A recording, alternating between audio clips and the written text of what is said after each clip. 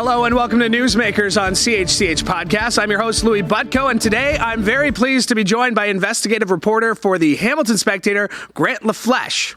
Since joining the St. Catharines Standard in 1998, LaFleche has spent almost 3 decades covering the stories that matter to people across the Golden Horseshoe. He and his reporting have been nominated for 30 Ontario Newspaper Awards and twice been nominated for Journalist of the Year, winning the award for his series called All the Chair's Men. It is investigation into Niagara Regional's governance that triggered an Ontario Ombudsman investigation. He also spent time on the Toronto Star's investigative team, where he targeted COVID-19 disinformation and digital misinformation campaigns, fraud, and politics. And as mentioned today, his byline can be found in the Hamilton Spectator. Grant, thanks for doing this. We go pretty far back. We do. Back in my days as a young buck reporter in St. Catharines, there used to be that nice little rivalry between print and for us in St. Catharines, it was just print and radio. Pretty well. There was a well-respected rivalry of wanting to get the story first, wanting to get it right. We don't see that quite as much. I mean, here you are on my podcast on our TV network, and we can say we're competitors in a sense, but the way news is right now, we're just all pushing for each other to be better.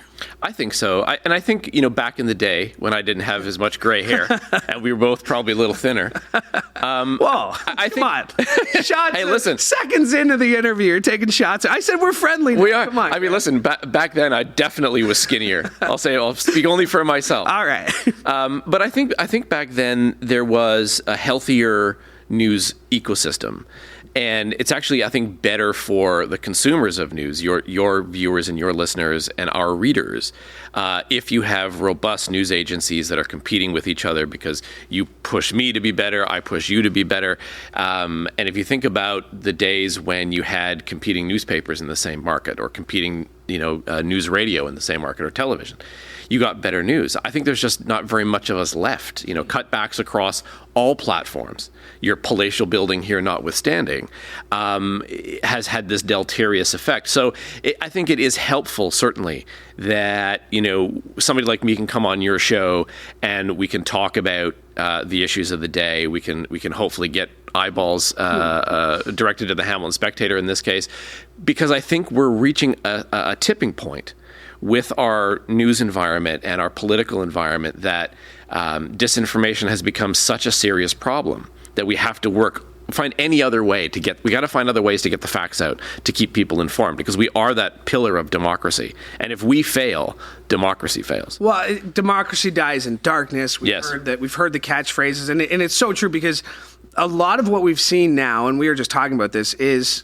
corporations, politicians, the police, they want to be the first and only source. They want to give you as much information as they think they should give you and don't want to take very many follow-ups. The trends are going that way. We've seen it. We've talked about just the difference of even 10 years ago. Is there a way to fight back against that? It's really tough. There was a study a couple of years back, and I don't have all the details on the top of my mind, but it was something like for every one reporter, there was between 9 and 10 or 9 and 12 communications or PR people in operation, just in government, say nothing about corporations. So in that sense, we are sort of hilariously outgunned. Yeah. Right? There's so much more of them who want to craft messages for organizations and protect their bosses and protect their reputations. And if the facts get buried or the facts get lost or they get spun, no, never mind to them. I think we, generally speaking, as news agencies, have to be a little bit more aggressive. We have to, part of this is our fault, if you think about it. For years, we have accepted, and you'll remember this from your days in Niagara, if you wanted to talk to the police or you wanted to talk to the hospital and you'd call them up, because we didn't have to rely on email all the time, and you'd say, can I interview, the CEO of the hospital or something about issue X? And that would be arranged relatively quickly. There might be some background conversation about, what are you asking? What are the issues? You may need information from them, data or something to frame your questions, but you got those interviews. Now what you get are short, terse, written statements that don't provide context, that don't provide the ability for follow-up questions, and shelter the people in positions of public authority from scrutiny. And I think we have to, my view would be, whether you're in a newspaper, or you're at a television station or radio station, or you're, an small independent outfit, you have to start pushing back against that. I mean, we can't keep accepting pat statements from politicians and public officials via email and allow them to sort of hide behind those shields, because our job is to, as the legendary editor Ben Bradley used to say, print the closest possible version of the truth that we can reach on any given day. And the best way to do that is to get those folks to talk. You mentioned independent journalists, and that's quite an interesting term, because a lot of people may claim to be an independent journalist and may push a certain agenda. And we've seen, again, using Niagara as an example, actual agencies pop up as independent, maybe using that word in their name, but very clearly push a certain message. How do you become more informed in what you are reading is legit, is the truth, is fair? I mean, because that's the tricky part, is because there's so much information coming at you. It's hard to determine, where's the truth, where's the fiction. It used to be a lot easier before social media. Social media was supposed to be, and for a while, certainly it was. If you think about, the spring revolutions in Egypt and things where something like Twitter was a go-to source of information, not just for reporters and news agencies to share information or gather information, but for people in a crisis zone could go to social media and they could learn, by the moment stuff, sometimes faster than you or I would be able to ever publish it. That has obviously radically changed. And now it's mostly a toxic soup of disinformation, but there's so many people on it and a nerd on it. And it's Twitter, it's Instagram, it's TikTok, which is maybe the worst for all kinds of reasons. And again, we are sort of outgunned. For every Hamilton Spectator and every CH News, there is like 100 independent journalists who don't have editors, who don't have standards, who aren't there to gather the news. They're just there to push some agenda. And usually now, these days, it's conspiracy theories. If it's not political parties aping the news. I mean, do you remember not this past election, but the one before, where Ford had actually hired a former reporter. She was a former TV reporter, and she would do these news broadcasts from his press conferences or campaign events, and it looked like the news. And they were broadcasting often in places where there were news deserts, where there wasn't a newspaper, a TV station, a radio station to do local news. So, I mean, they don't like us, but they're willing to pretend they're us. My answer to your question in terms of what do you do, part of it is you have to read widely, and you have to understand that you have to have some level of media literacy and understand the difference between a credible source and just nonsense on social media. And when I say read widely, it means don't just read the news outlets that make you feel comfortable. Fox News, for instance, in the States has changed so radically in our career, the time you and I have been in the business. But still to this day, if you read their news reporting, which is drowned out by their talking heads, but if you read Fox News reporting or listen to their news broadcasts away from the opinion guys, it's not all that different than CNN. It's not all that different than MSNBC. It's not all that different from PBS.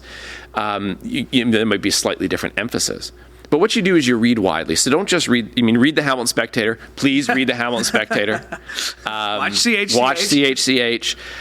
But, read multiple newspapers. Watch multiple news broadcasts. Kind of cast your intellectual net a little wider, because then you're going to see you'll be able to gather enough, and you'll start to just understand and develop a level of news literacy, so that when the person comes up and says to you, vaccines have microchips to track us, and they'll send that on Twitter from their iPhone with no sense of irony whatsoever, you'll be able to understand, no, that's nonsense. But it unfortunately requires an effort on the part of our readers and viewers, where in the old days, they didn't have to make that effort, but now they do, because you've got to be able to almost lift your head above the swamp to see what's really going on. I want to get your perspective on something. I was having a conversation with somebody in the newsroom today about, we saw Jugmeat out, making more media events. We saw Justin Trudeau at the PWHL game.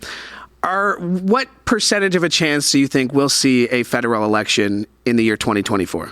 I don't think is very high at all. I think that what the actual mandated one is not till 2025.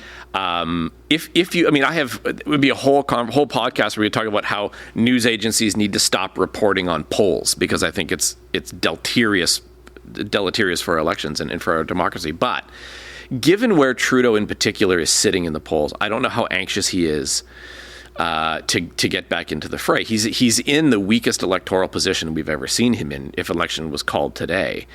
I do suspect that if there was an election, you'll see this sort of NDP Liberal alliance sort of try to work in concert. It'll be interesting actually to see when the election comes whether Mr. Singh will do what the NDP has done for a very long time, which is to pantomime in public, we're running to form a government, when you know they're not going to form a government. Yeah. Or whether the Liberals and the NDP will simply say, listen, we think that Pierre Poilievre is dangerous and bad for the country, and so we're going to function as a coalition, even on the campaign trail. I don't know how likely that is, but it'll be interesting to see if they do. I think the only person who really wants an election right now is Mr. Poilievre, because the polling is all showing him right now, in any case, out front. And they should caveat all that by saying, Harper was also running well ahead of Trudeau until the election began, and then he lost. Now, I set that up because you brought up MSNBC, Fox News, CNN. There is a very big election that's going on south of the border, and we don't talk a lot about it on this show because it is south of the border, but it is a hugely, hugely impactful election, not just for Americans, but for us here as well, don't you think? 100%. I mean, for good or for ill, the United States is still, the world's only superpower. I suppose you can make an argument that China is there. Russia has mired itself in this catastrophic conflict in Ukraine, which has to just be depleting them day by day. But, for good or ill, the United States is the leader of the Western world. And Trump, if you read all the reporting on him, going back years now, he's considered to be this existential threat to democracy. He talks about, the joy of having a strong man running your country openly now. He talks about wanting to use the power of the White House to take revenge on his enemies, et cetera, et cetera. All of this is antithetical to the way democracy works. And so I think the fear that there's two fears, right? If he runs and wins, if he's the nominee for the Republicans, as it looks like he will be, and wins, that could be the end of American democracy as we know it. He already disrupted so many of those institutions and norms the last time he was in office. If he runs and loses, and it's, it wasn't exactly close the last time when Biden beat him, but if he runs and loses, what happens then?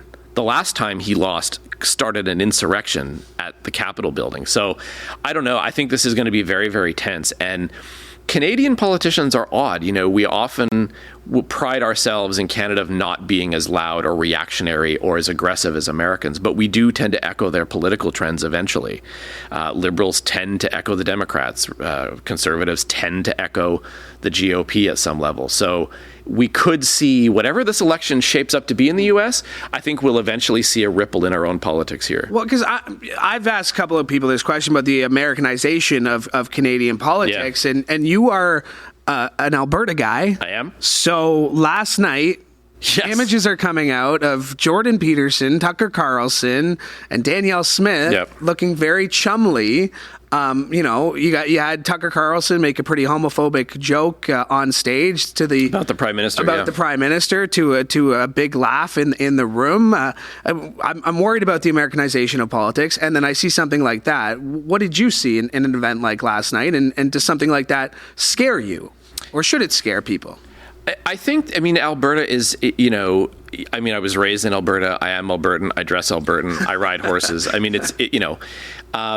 The thing that's changed a great deal. I grew up at a time when the only government was a conservative government.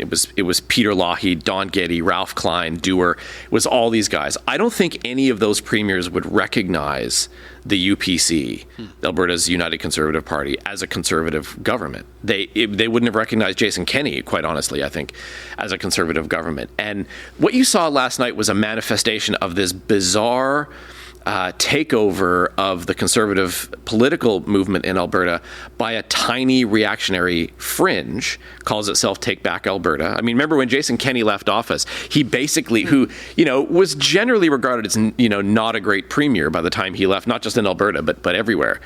And he warned everyone. He essentially said the lunatics are running the asylum. So what you saw last night was a premier getting on stage with this disgraced figure from Fox News. I mean, a man too extreme for Fox News. I mean, think about that for a moment. Buddying up with him, buddying up with Jordan Peterson, because that's red meat to that Take Back Alberta base. And I think Danielle Smith has kind of no choice but to do that, because Take Back Alberta has such a powerful influence in the party. They're the ones who pushed Jason Kenney out. It's not clear at all that he would have left at that time. He may well have run against Rachel Notley, a second time, but he was shoved out by the internal mechanisms of the party and the influence Take Back Alberta. So I think, right now, somebody like Danielle Smith has to appear on stage with Tucker Carlson because her base demands it, and she's not willing to push back. Take Back Alberta, the base, the establishment that's being pushed out. I mean, it all sounds very familiar, though. It sure does. It's Paul Ryan warning that Speaker of the House, saying, "Hey, listen, I'm not sure I trust this guy." And now all these people coming out and saying he was not the right guy.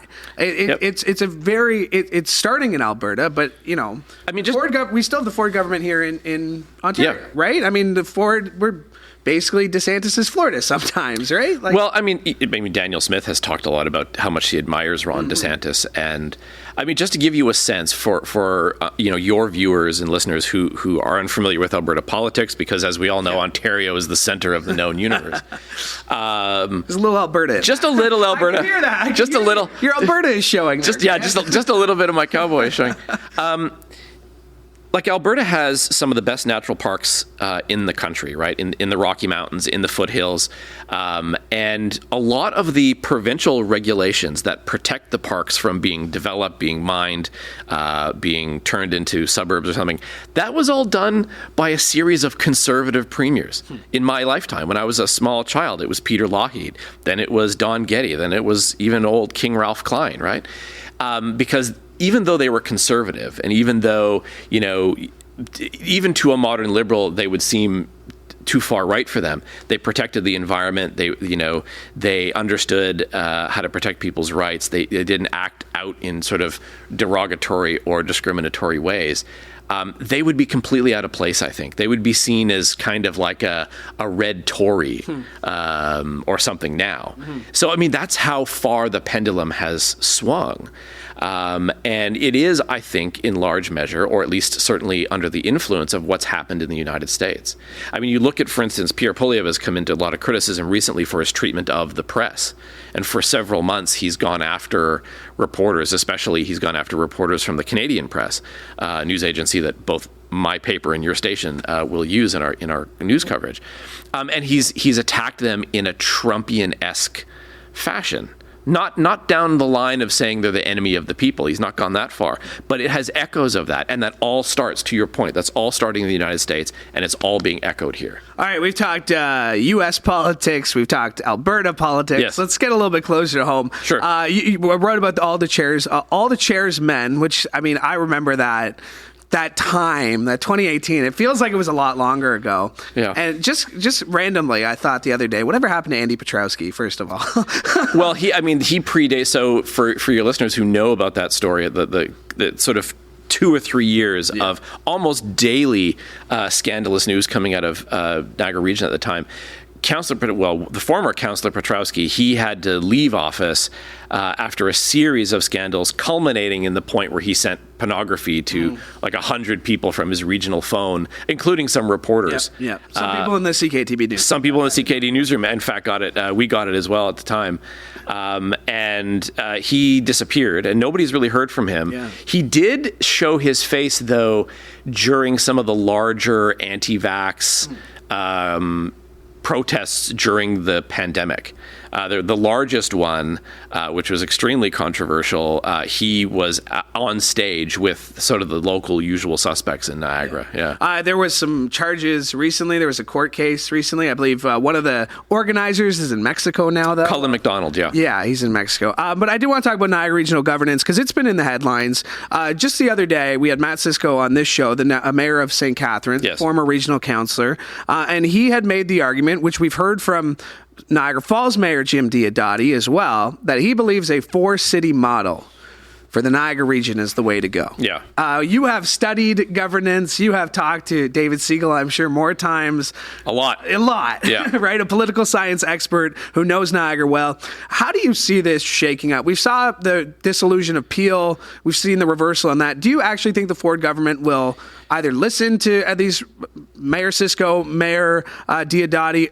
Does he touch the Niagara region at all? Because you have Jim Bradley there who's saying, it's fine as it is, guys. It's fine as it is. It's really hard. It's really hard to say. My colleagues at the St. Catharines Standard, our sister paper, the Spec sister paper, the Standard, the Welland Tribune, the Niagara Falls Review, have been covering this stuff now. Mm-hmm. I think you're right. What makes it hard to know, I mean, for a long time, it seemed last couple of years seemed very evident. It was just a matter of time before this governance review arrived in Niagara region, and there was going to be some kind of makeover. Most of my career in Niagara, which was like 25 years, there were always people pushing for what they called one Niagara. So there'd be one single municipality. Because Niagara is odd in this. It's 13 if you count the regional government. Some of the towns and municipalities are extremely small. They could not survive on their own. They require regional services or services. Shout out Waynfleet. And it's not anything. Yeah, it's not anything against Waynfleet or Fort Erie or some of these smaller towns. But Thorold sits, right next door to St. Catharines, and you wonder what is the functional difference between St. Catharines and Thorold? Is there really one? Is there a better way to organize the region? The argument during the last provincial election was, remember, too many politicians, it costs too much money or it takes too long, as though politicians are the problem with budgets. They're not. They're a drop in the bucket. That it takes a while to make political decisions is actually just the way democracy works. Those are not really, I think, legitimate questions. But I did think at some point, given that he had ordered the reorganization appeal, that the Ford government would do the same with Niagara. Now that Ford has retreated from that, along with just about every other major policy that their government has ever put down at this stage, it's hard to know. I think the Standard reported the governance review had just come to Niagara recently, and now some of the mayors are pushing. The reason, by the by, I suspect that you're seeing not the call for the one Niagara, but this 4-city model, is because the larger city mayors, Niagara Falls, St. Catharines, Welland, who would be number 4? I guess the West End, the towns in the West End. People don't want to let go of their own fiefdoms, right? They don't want to let go and say, Niagara Falls has to be its own municipality, or St. Catharines has to be its own municipality. All of that. So I guess my answer is, who knows now? I think it was a much more certain thing before they retreated from Peel. It might be slightly easier in Niagara, but you have so many shared services. I mean, that was the problem in Peel. You had these shared police, shared fire, shared municipal works, et cetera, that all the municipalities were combining their resources to fund. The same situation is Niagara on an even larger scale. So if you dissolved the region, then you'd have to find some way to divvy up the costs. Who's going to run it? How is it going to run? Is it going to be more expensive? It certainly was going to be more expensive in Peel. So at this point, I would just kind of guess, and you can take it with as much salt as you like, this is just going to ride out until the next election. Let's talk Hamilton now, as you are with the Hamilton Spectator. Yes, what do you find when you're talking to people on the street? Because that's a big part of this job, is we're at stories, we're talking to people. What do you find that people are most complaining to you about as a newspaper writer, a story that you need to cover? What's being underreported? Like, what are you hearing? I don't know that it's been underreported. I think the thing that's stressing people out here is the same thing that's stressing people out everywhere, which is the affordability crisis. And that's manifested in a whole bunch of ways. It manifests itself in rising rents. People can't afford apartments. They can't afford their mortgages.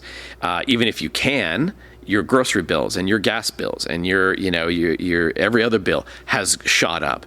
And it also manifests itself in the homelessness issue, which Hamilton is really not found a way to grapple with. Every time something comes before the city, it kind of goes down in flames. And so with the status quo just kind of keeps limping on.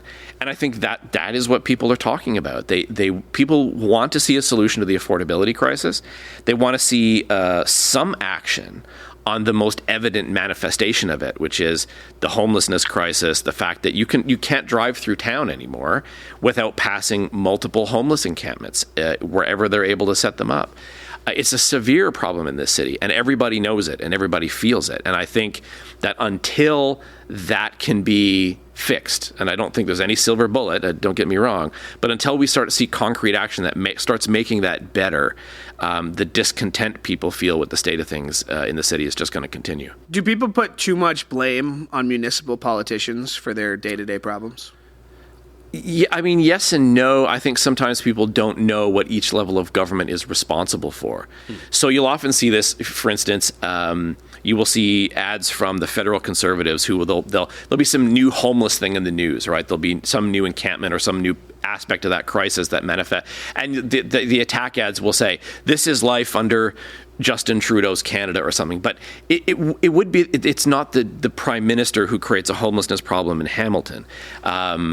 The municipal governments conversely only have so many levers. Mm-hmm. Now, they do have opportunities to do things, and they could do things. They have land they can use. They have access to public health. There's certain things on the ground municipalities can do. But the city, for instance, has not caused Loblaws to raise grocery prices. Your city hall has not triggered the war and in Gaza, doesn't play a role in deciding what happens in Ukraine.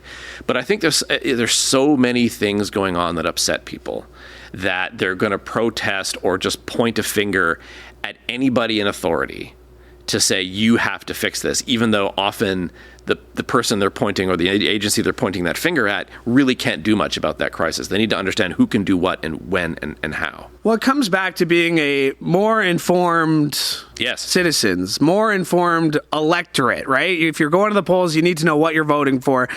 It's harder to do today because of what we've talked about earlier, that there's so much information coming at you. There's so much different sources where they look legit but might not be legit. So how in 2024 can I, as somebody, go to my friends who are, giving me misinformation, who are sending me articles, because it's exhausting for us, and we do it for a living. It's got to be tough for people who get an email from an uncle saying, like, this is fact, this is the case, or, how do we become better informed citizens in 2024? Dovetailing on my answer related to that earlier, just about being sort of widely read and watch lots of news and read lots of news. Get off of social media. You have to. I mean, it's not just that, TikTok, for instance, especially under Elon Musk, has just become a cesspool of misinformation that amplifies misogyny, amplifies racism, amplifies conspiracy theories because they pay their $8 and they suddenly get boosted. And it's that the way social media algorithms function is they trap you into silos. Right? If you are looking up a certain subject when I was covering for the Star's I-Team, when I was covering issues around the Freedom Convoy, so-called Freedom Convoy, and I had to spend a lot of time watching TikTok videos from people involved in the convoy to understand who they were, what they were doing, what they believed. Now, if I open TikTok, that's it. The algorithm just gives me that. As I don't get cat videos on TikTok, I get conspiracy theories. But that's what it does to you. I think that social media, the promise of social media has long since faded. Get away from social media. Get your news from the Hamilton Spectator. Get it from CH. Go watch national news broadcasts. Read national newspapers. Understand the difference between the guy who has a Twitter account. I don't care how many followers he has or she has. They're not reporters. They're not following the standards you and I have to follow every day. And unfortunately, like I said, it takes work now on you as a consumer of news. But if you kind of step away from the chaos of social media, start going to legitimate news sources and read them widely. Read stuff that you might think is left of center. Read the stuff you think is right of center, and you'll have a much clearer picture of what's going on in your community, in the country, and in the world. To that point, I like to end these shows on positive notes. So what's the reason you're optimistic today? What's the reason you woke up with a little bit of optimism in 2024 on January? You just asked a nearly 30-year news reporter who spends most of his time covering crime, fraud, and scandal. Because I do the same thing, right? I mean, I doom scroll. Look, I still have sort of faith in Cartesian common sense, and I have faith in people. I think that people are being misled on social media. I think they're being often poorly led by their political leaders, and the people who run corporations who, like the stuff with Loblaws, for instance, is catastrophic. But I think if you've done this job for any length of time, and certainly you will have seen this too, that it's the neighbors who help someone out when they need it the most. It's when the community rallies behind, a mother whose house is burned down or lost their family member to a homicide, or, a sick kid who needs help from the community. I mean, despite the chaos, there are still there's still enough goodwill and there's still enough sort of community sense among people that they will stand together and they will help each other. And I think part of our jobs as newsmen and as journalists is to hopefully facilitate some of that connection. I mean, I'm from a part of the country, as chaotic as Alberta seems, Western values are a real thing. I mean, even now with Tucker Carlson meeting with the Premier, it's an insane thing that in my lifetime I would never thought you would see happen. But if you go out west, you will never find. It's like going out east often, out to the Maritimes. They are the friendliest people who will give. They'll open doors for you. They will give you the shirt off their backs. They will take you in and help you if you're in trouble. I think people will still do that. And so where I have hope, especially since I don't plug into social media as much anymore when I don't need to, you still see that happening. And that's where I find at least some kind of positivity. So I don't think the sky is always falling. There you go. All right. I want to end that with a little great note there from Grant. Thanks so much for doing this. Really, thank you. Anytime. Really great to sit across from you. And again, former competitors in the business, but great to have this chat with you. Absolutely. Thanks so much. All right. My thanks to Grant LaFleche for joining me, and my thanks to you as well. Make sure you like and subscribe to CHCH Podcast so you never miss an episode of this show or any of the other great shows we have for you, including a brand new episode of Sportsline with Bubba O'Neill as he sits down with the president of football operations for the Hamilton Tiger Cats. That's Orlando Steinauer. Not going to want to miss that chat, so make sure you subscribe to CHCH Podcasts wherever you find your favorite shows, or you can just go ahead to chch.com/podcast. My thanks to Mike Corsten for directing today's episode, and one more time, thank you for joining us from all of us here at CHCH. I'm Louie Butko, hoping you have a great day.